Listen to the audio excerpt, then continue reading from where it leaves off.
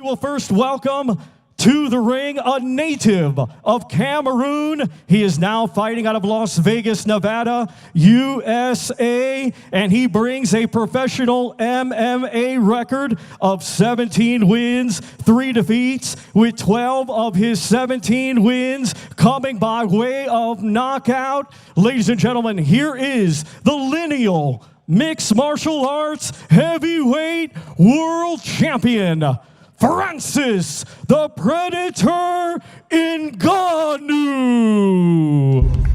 Well, here he comes, the Predator, born for the big, big stage. The man who has been proving people wrong his entire life. He's got impossible task in front of him that many people are saying on Saturday night. He takes on the lineal and WBC World Heavyweight Champion of boxing, Tyson Fury. And now, one of the questions heading into this week, heading into this workout is, maybe there's a bit of a myth out there that he's just going to be following him around the ring, trying to land a big right hand. I think there's going to be a little bit more we'll see on Saturday night from Francis Ngannou. Well, there's one thing, trying to get an in distance, or trying to get any distance, it's very, very difficult with somebody like Tyson Fury, because of his height, and more so the reach that he's role reversal.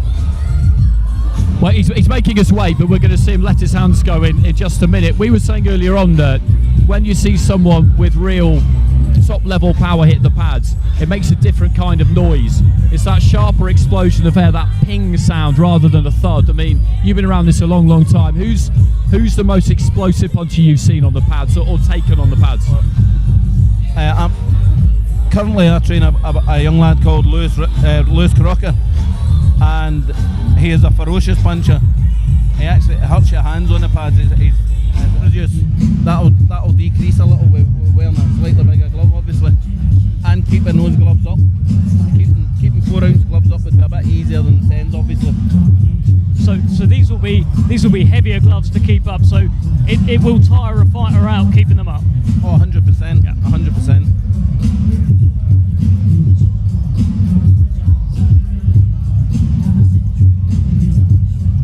I can see why they're using the sticks to replicate the longer reach, which is a good tactic. Yeah, I guess they are replicating the long range, the jab of Tyson Fury. And I guess we're having a look at what Francis Ngannou can do with his head work, right? With his movement. It looks good. It looks good. Good lateral movement. Elbows are a wee bit out, but very good. Well, here we go. Here is the pads that people have been waiting for.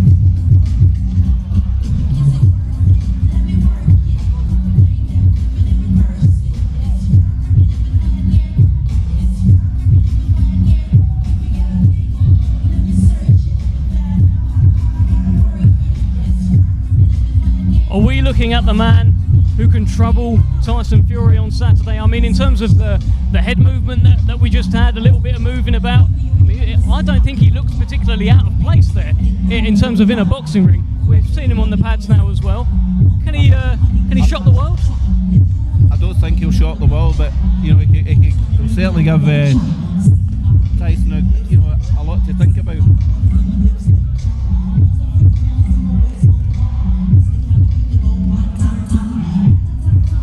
The old saying in boxing that the pads don't hit back.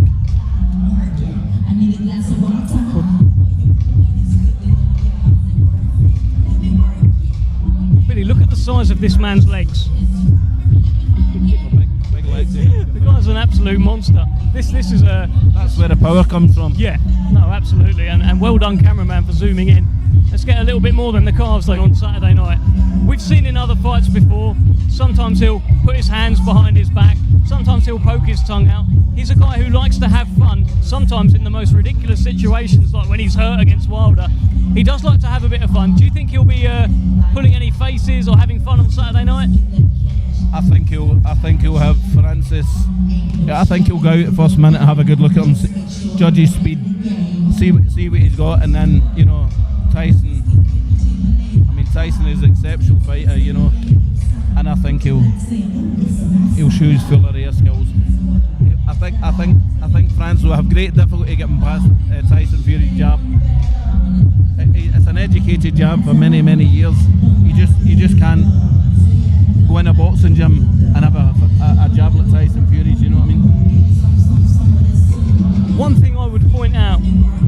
believe Tyson Fury in his career has been dropped by people who don't hit as hard as Francis Ngannou. You've got to remember, this guy that we're looking at right now is in the Guinness Book of World Records for punching harder than anyone else in the world. Tyson Fury early in his career has been dropped by guys like Steve Cunningham, Neven Pajcic in particular, and I don't think they hit as hard as this guy.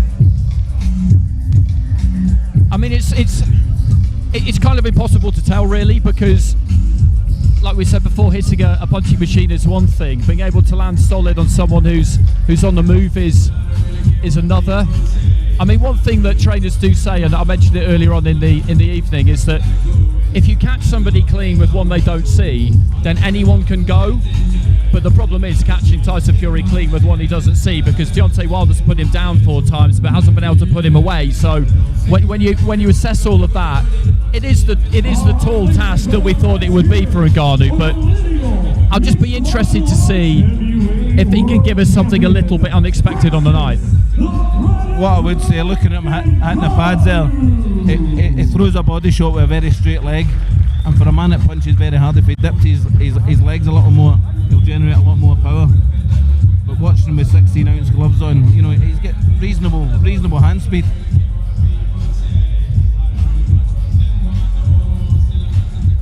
Well, Billy Nelson, we're going to let you go. Thank you so much for your insight. And I think you only mentioned Martin Bakole once, so well done. Well done, Billy Nelson. Thank you so much. Well, that was the insight of a boxing trainer, Billy Nelson.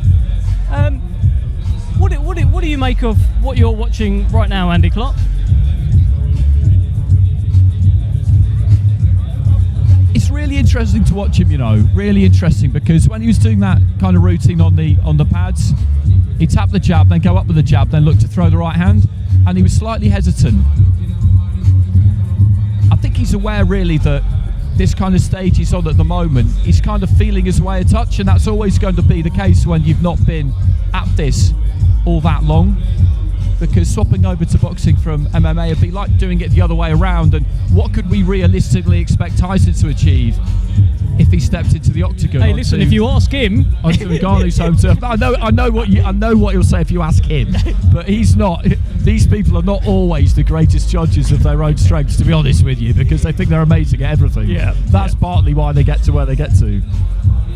No, absolutely. And the point I was referring to there was actually at the very end of the first launch press conference in London. It was quite friendly, but it started getting a little bit spicy the moment Tyson said that he can actually beat Francis Ngannou in a cage as well.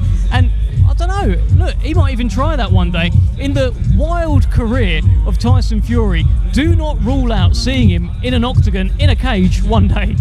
No, I mean, I wouldn't rule it out. You wouldn't rule anything out with him. He's the kind of character who seeks new experiences, but I would advise against it for exactly the same reason that this is going to be very hard for Ngannou. That would be extremely hard for Fury. It just would. And boxing it's kind of amazing how in these crossover events, kind of we get to, you know, our game, our rules. You know, that's how it generally turns out, isn't it? But I've got all the respect in the world to him for doing it. I know he's going to get phenomenally well paid for this, but when you get to that level of the sport, yes, the money does matter. It's always important because you want to get paid what you're worth. And we're talking about money here that could be life-changing for future generations of Ngannou. But at the same time, you're in there for the glory and to win.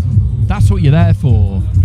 So, as Bunsey said, he absolutely does not think that he is going to lose this fight. It's not the same, but I remember when Canelo boxed Bivol and people were making Canelo quite a heavy favourite, and Bivol just he literally couldn't understand it. Like, why are you all mad? Like, why would you think that? Yeah. Like I say, it's not the same, but Ngannou has got that champion's mindset where in his mind he is going to win.